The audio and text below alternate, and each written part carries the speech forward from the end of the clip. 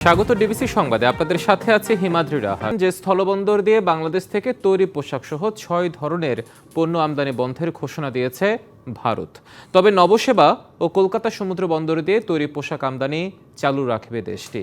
এছাড়া আসাম, মেঘালয়, ত্রিপুরা, মিজোরাম এবং পশ্চিমবঙ্গের চেংড়াবান্ধা ও ফুলবাড়ি শুল্ক স্টেশন দিয়ে ফলের তৈরি পানীয়, সুতা, প্লাস্টিক পণ্য, কাঠের আসবাবপত্র আমদানিও বন্ধ করেছে ভারত। তবে মাছ, এলপিজি, ভোজ্য তেল, ভাঙা পাথর আমদানি এই নিষেধাজ্ঞার বাইরে থাকবে। এছাড়া ভারত হয়ে বাংলাদেশ থেকে নেপাল ও ভুটানে পণ্য রপ্তানি এই নিষেধাজ্ঞার আওতামুক্ত থাকবে।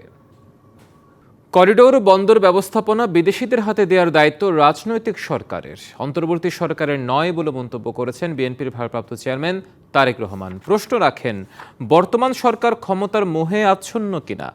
রাজধানীর একটি হোটেলে এনডিএম-এর প্রতিষ্ঠাবার্ষিকীর অনুষ্ঠানে অনলাইনে যুক্ত হয়ে তিনি আরও বলেন, সরকার বিরাট আয়োজনে বিনিয়োগ সম্মেলন করলেও কাঙ্ক্ষিত বিনিয়োগ আসেনি। এনবিআর সংস্কার নিয়েও প্রশ্ন তোলেন তিনি। করিডোর কিংবা বন্দর দেওয়া না দেওয়ার সিদ্ধান্ত অন্তর্বর্তীকালীন সরকারের অবশ্যই কাজ নয়। এই সিদ্ধান্ত নেবে জনগণের ভোটে নির্বাচিত জাতীয় সংসদ বা জনগণের ভোটে নির্বাচিত সরকার।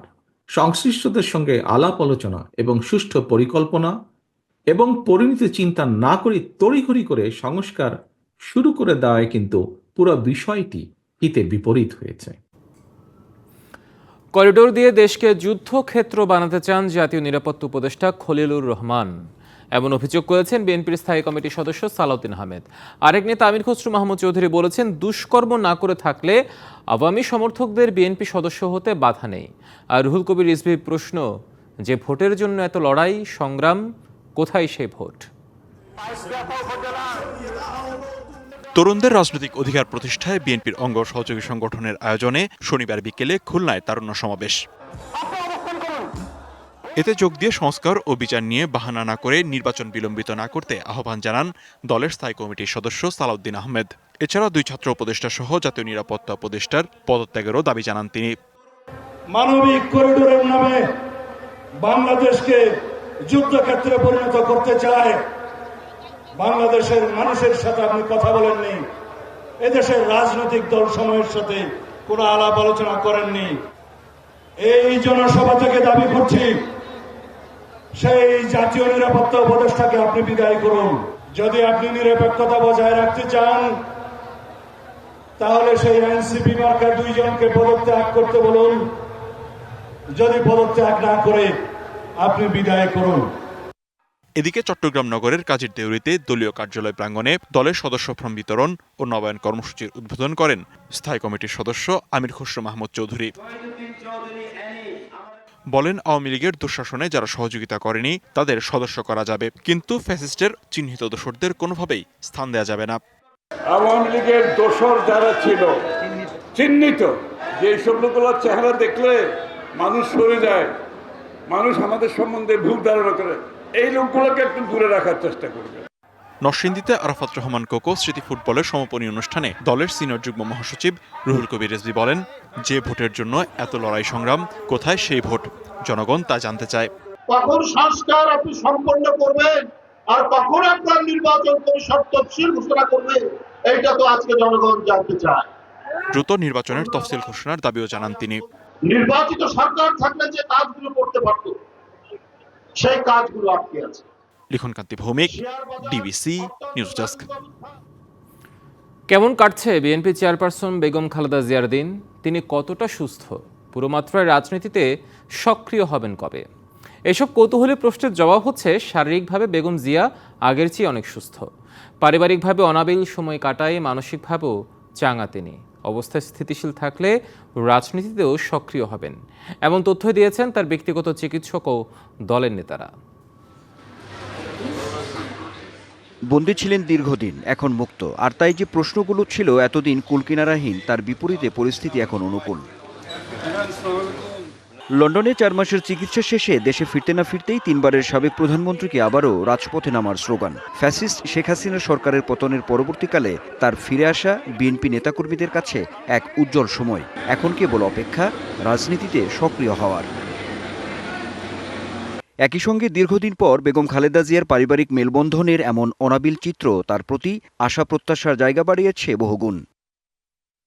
বেগম খালেদা জিয়ার ব্যক্তিগত চিকিৎসক বলছেন, তিনি বেশ ভালো আছেন, বেড়েছে মনোবল। উনি কিন্তু যে কোনো সময়ের তুলনায় এখন অনেকটা ভালো আছেন। আর ওনার সুস্থতা কতটুকু আছেন বা নাই, এটা আপনারা দেখলেই বুঝতে পারেন। কয়েকদিন আগে উনি প্রথম গত কয়েক বৎসরের মধ্যে যে মানুষটি ঘর থেকে বের হওয়ার সুযোগ ছিল না, উনি ওনার ভাইয়ের বাসায় গিয়েছিলেন। পারিবারিক পরিবেশে, একটি পারিবারিক পরিবেশে মেডিকেল বোর্ডের সদস্যরা এখনও প্রতিদিনই কোনো না কোনো সদস্য ওনার শারীরিক পরীক্ষা নিরীক্ষা করেন, সার্বক্ষণিকভাবে দায়িত্ব পালন করে। তবে বেগম জিয়ার রাজনীতিতে সক্রিয় হওয়া নির্ভর করছে তার সুস্থতা কতটা স্থিতিশীল থাকে তার উপর। কখন উনি কোনো রাজনৈতিক নেতৃবৃন্দের সাথে কথা বলবেন, কখন কোন অনুষ্ঠানে অংশগ্রহণ করবেন, কখন আপনার কোথায় যাবেন, এটি আপনারা একটু ধৈর্য ধরেন, সময়ই বলে দিবে, ওনার শারীরিক অবস্থাই বলে দিবে কখন উনি অংশগ্রহণ করবেন। আমরা আশাবাদী ইনশাল্লাহ জনগণের নেত্রী জনগণের পাশে ছিলেন, আছেন এবং থাকবেন।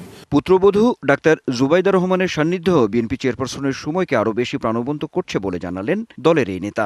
ম্যাডামের খোঁজ খবর রাখতে পারছেন, সেখানে অর্ধেকটা সময় কাটাচ্ছেন। ম্যাডাম নিজেও কিছুটা ধরুন শারীরিকভাবে অসুস্থ, যদিও অনেক সুস্থ আগের থেকে, সেখানেও তিনি যেমন একজন শাশুড়ির পুত্রবধূ হিসেবে দায়িত্ব পালন করছেন, ঠিক তেমনইভাবে মাতা পিতার প্রতি সন্তানের যে একটা কর্তব্য, সেটাও তিনি সর্বাঙ্গীনভাবে পালন করছেন। কালক্ষেপণ হলেও আগামীতে গণতন্ত্র প্রতিষ্ঠার মূর্ত প্রতীক হিসেবেই তিনি ভূমিকা রাখবেন বলেই মত দলের নেতাদের। প্রত্যেক মানুষই বিভিন্নভাবে সমাজে অবদান রাখতে পারেন। Anwar Hossain, DBC news, Dhaka.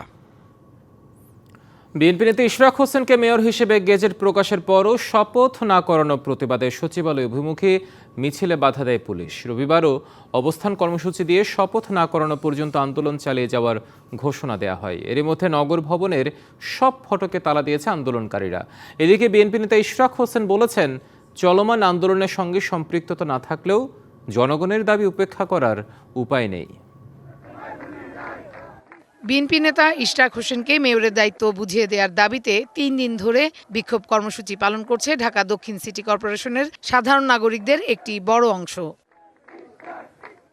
তারই ধারাবাহিকতায় শনিবার সচিবালয় অভিমুখী মিছিলে বাধা দেয় পুলিশ।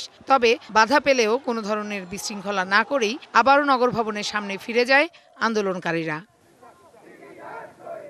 ইশরাক হোসেনকে মেয়র হিসেবে শপথ না করানো পর্যন্ত কর্মসূচি চলমান থাকবে বলেও জানানো হয়। আজকে আমরা এই বিক্ষোভের মাধ্যমে ঢাকাবাসীকে সাথে নিয়ে প্রমাণ করতে চাই যে আমাদের দাবিটি ন্যায্য। সিটি কর্পোরেশন তার দায়িত্ব সে পাক, তার জন্য আমাদের যা করণীয় পুরান ঢাকার পুরানবাসী আমরা প্রস্তুত আছি। বর্তমান যে সরকার আছে, সরকারের কাছে আমাদের দাবি যত দ্রুত সম্ভব জনতার মেয়র ইশরাক হোসেনকে দায়িত্ব প্রদান করা হোক।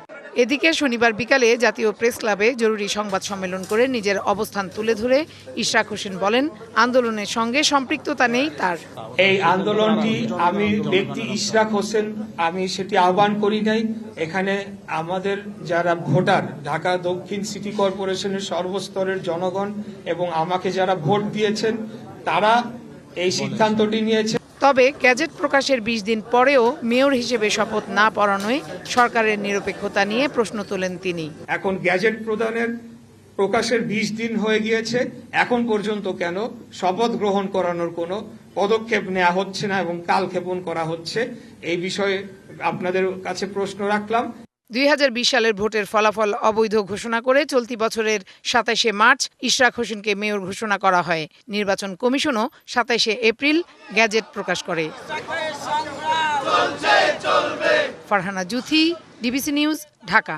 প্রকৃত ব্যাংক হলো ক্ষুদ্র ঋণ ব্যবস্থার ব্যাংক, এমন মন্তব্য করে প্রধান উপদেষ্টা ডক্টর মোহাম্মদ ইউনূস বলেছেন, ব্যাংকিং ব্যবস্থা চলবে বিশ্বাসের উপর এবং সারা বিশ্বকে এখানে ফেরত আসতে হবে।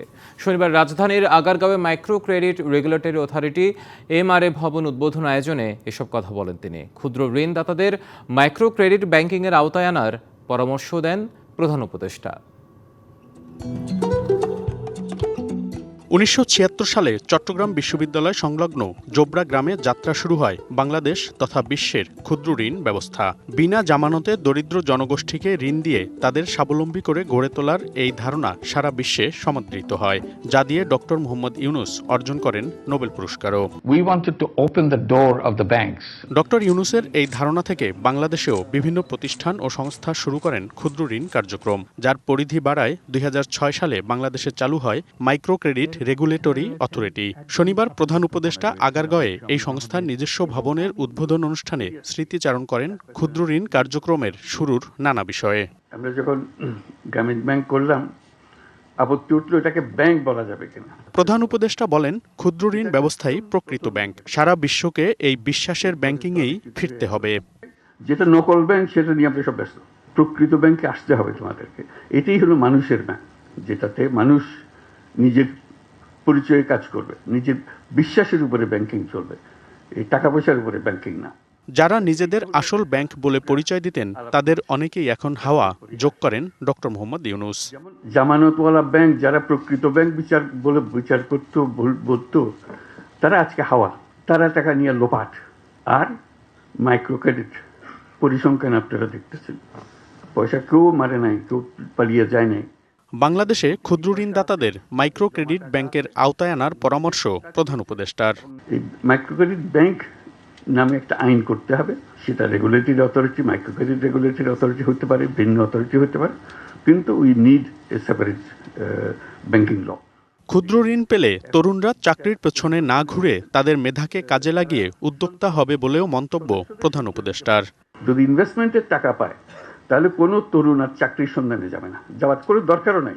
মনিরুল সোহাগ, ডিবিসি নিউজ, ঢাকা। বাংলাদেশের বিষয়ে যুক্তরাষ্ট্রের আস্থার সংকট আছে। বাংলাদেশের শ্রমিক অধিকার নিয়ে তারা সন্তুষ্ট নয়। এসব বিষয়ে বাংলাদেশ জোরালো পদক্ষেপ নেয়নি। রাজধানীতে যুক্তরাষ্ট্রের শুল্কনী ইন্টারন্যাশনাল বিজনেস ফোরাম অব বাংলাদেশের IBFB আয়োজিত অনুষ্ঠানে এসব কথা বলেন বিশ্লেষকরা। সংকট সমাধানে প্রয়োজনে যুক্তরাষ্ট্রের সাথে বাণিজ্য চুক্তি করার পরামর্শ দিয়েছেন অর্থনীতিবিদরা। সংকট সমাধানে কাজ চলছে বলে জানিয়েছেন প্রধান উপদেষ্টার বিশেষ সহকারী। গত 10 এপ্রিল বাংলাদেশসহ বিভিন্ন দেশের উপর আরোপ করা অতিরিক্ত শুল্ক 90 দিনের জন্য স্থগিত করে যুক্তরাষ্ট্র। এরপর 1 মাসেরও বেশি সময় পেরিয়ে গেলেও এ বিষয়ে চূড়ান্ত সিদ্ধান্ত হয়নি। তাই সময় যত যাচ্ছে ব্যবসায়ীদের উদ্বেগ ততই বাড়ছে। যেটা ইউএসএও বলেছে, কিন্তু আমাদেরকে কি বলেছে তারা, যে আপনারা একটা প্রপোজাল দেন আমাদেরকে। এই প্রপোজালটা কিন্তু দিতে গেলে আমরা কিন্তু অ্যামচাম থেকে অলরেডি প্রপোজাল দিয়েছি গভর্নমেন্টকে, এটা তাদের কনসিডার করা উচিত। বিশ্লেষকরা বলছেন, বাংলাদেশের বিষয়ে যুক্তরাষ্ট্রের আস্থার সংকট আছে, এটা কাটানো সহজ হবে না।